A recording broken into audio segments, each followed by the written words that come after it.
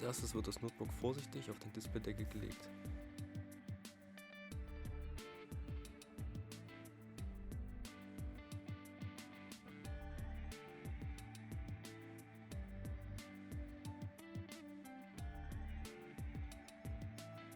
Den Akku bitte immer vom Gerät trennen.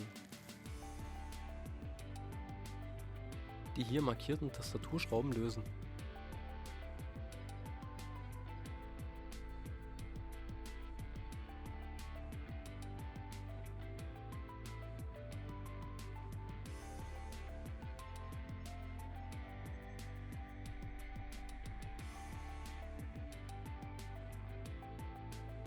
Mit einem dünnen Werkzeug, zum Beispiel einer stärkeren Bohrklammer oder einem dünneren Schraubenzieher, gegen eins der beiden Gewinde, die Tastatur, aus ihrer Fixierung drücken.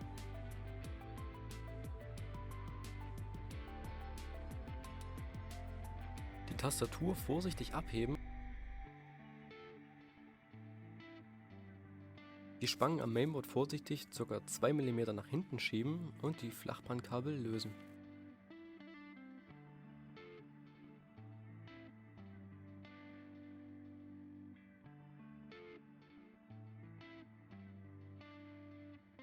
Beim Wiedereinbau der Tastatur ist darauf zu achten, dass die Flachbandkabel bis zum Anschlag im Anschluss stecken und die Spangen fest geschlossen sind.